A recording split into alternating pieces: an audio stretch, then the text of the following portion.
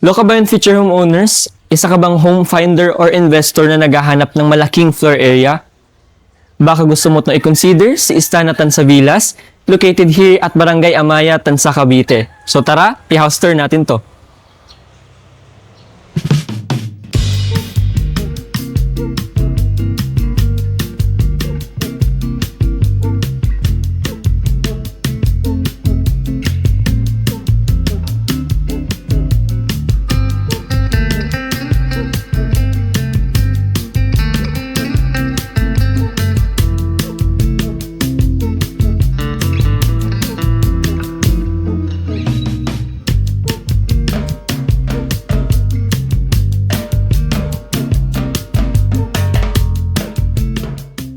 Hello, it's me again, your Gen Z property specialist, Gen Full Expectation. Will give you your house expectation. So, andito nga pala tayo ngayon ulit sa Barangay Amaya, Tansa, Cavite para i-feature ang bahay na to na 3-story townhouse na si Istana Villas, Tansa.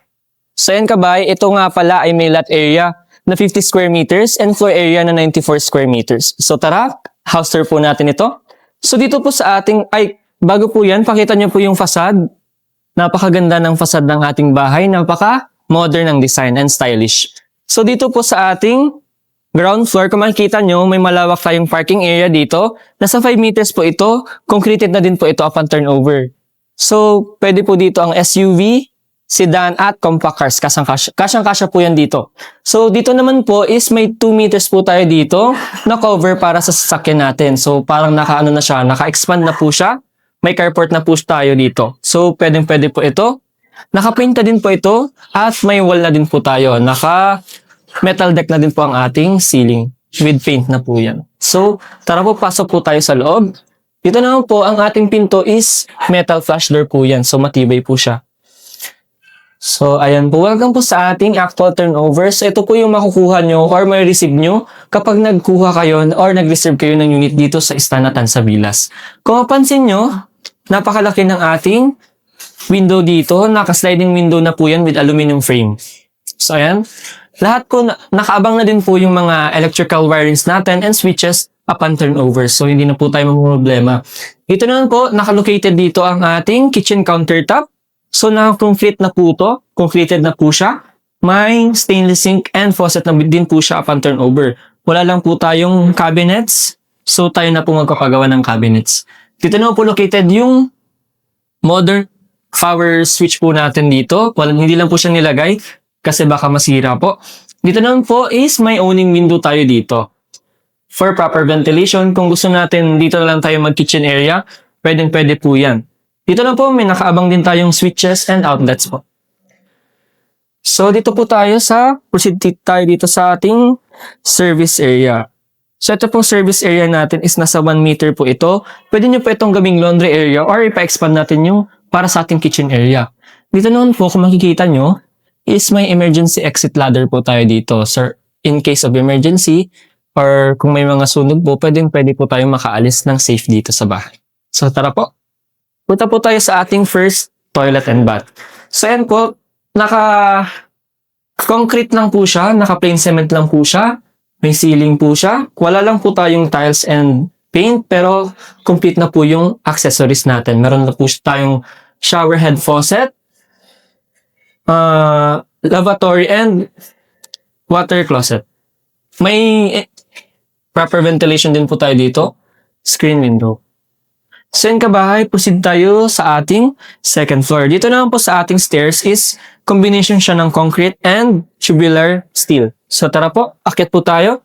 So yan mga kabahay, welcome sa ating second floor. So kung makikita nyo, napaka-spacious ng ating second floor.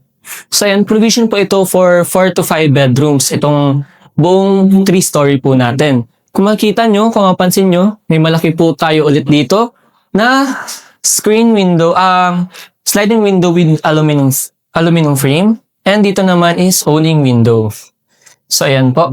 Electrical wirings and switches natin is available na po siya upon turnover. Dito naman po tayo sa ating second toilet and bath. Dito po ulit may sliding window tayo dito.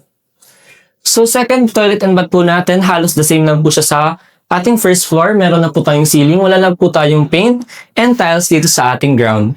Complete accessories na po tayo, may shower head faucet, water closet, lavatory, and proper ventilation.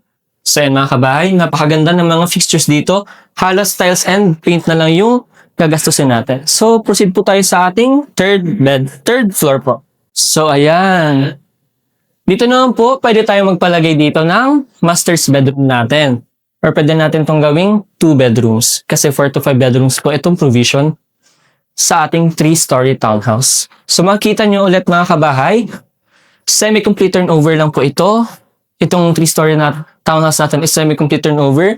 May paint na po yung wall natin, may paint na po yung ceiling natin. May ceiling na po tayo upon turnover.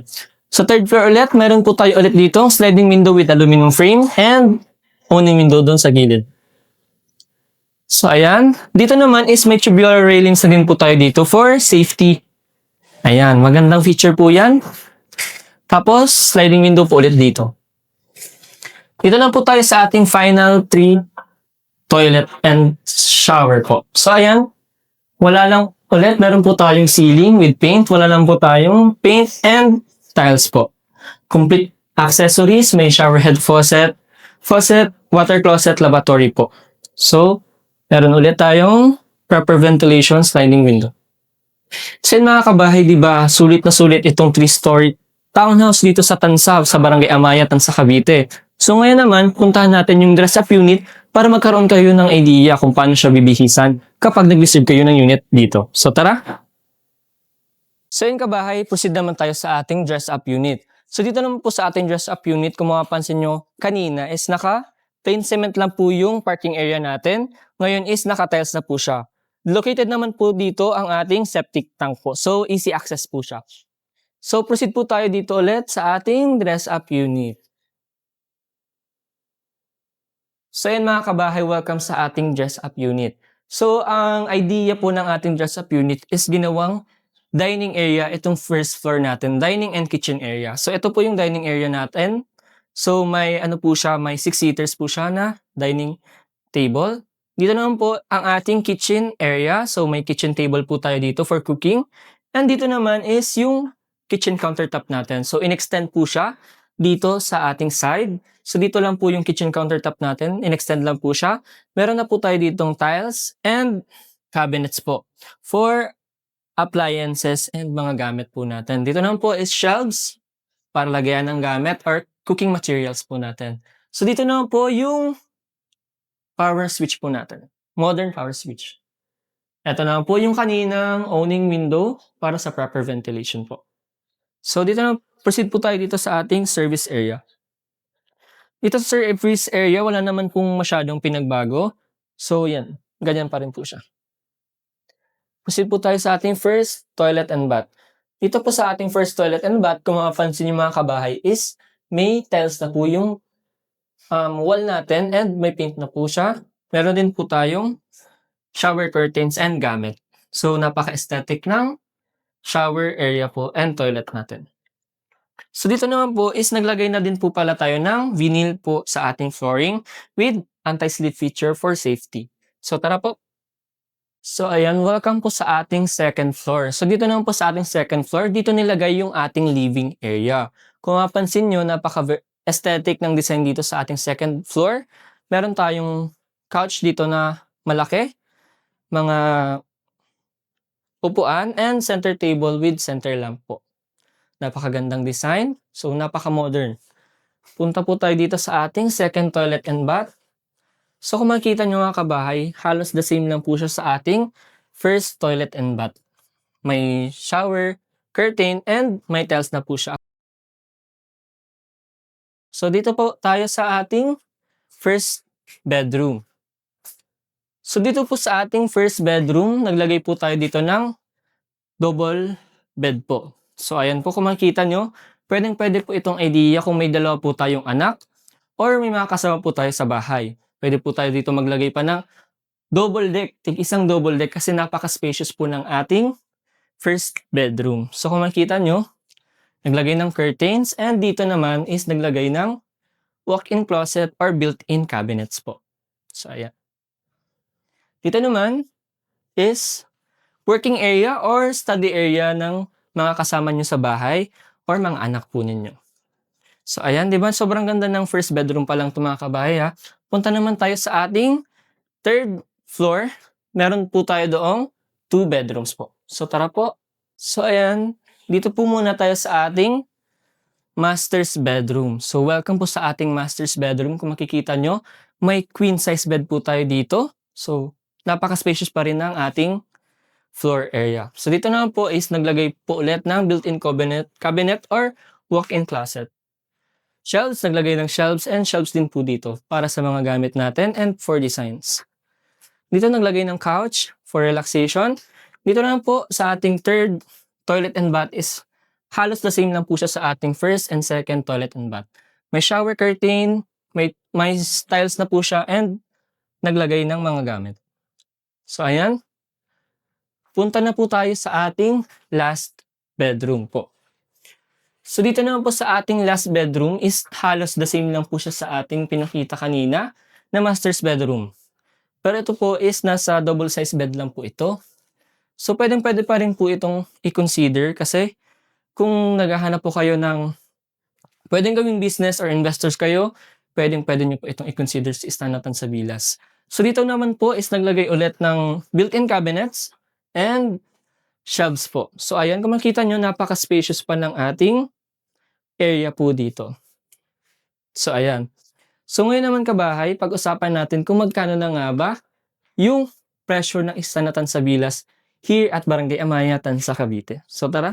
So yun kabahay, tapos na natin i-tour ang ating actual turnover and rest-up unit. So ngayon naman, pag-usapan natin kung magkano na nga ba ang ating Istanatan sa Vilas here at Barangay Amaya, Tansa, Cavite. So i-flash ko po dito sa ating screen ang ating sample computation mula sa ating total contract price hanggang sa ating required income.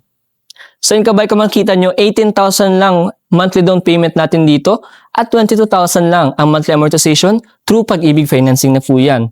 So yun kabahay, kung quick recap lang po tayo dito sa Istanatan sa Vilas. So si Istanatan sa Vilas po is may square meters na lot area na 50 square meters at floor area na 94 square meters. Provision po ito for 4 to 5 bedrooms, 3 toilet and bath at may napakalaking parking area.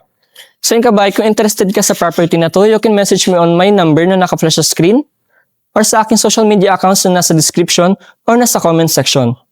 At kung ngayon ka palang nakaka-visit sa aking YouTube channel, you can like, share, subscribe, and hit the bell button para updated ka sa aking panibagong house tours katulad nito. And once again, this is your Gen Z Property Specialist, John Paul Expectacion, will give you your house expectation. Peace out!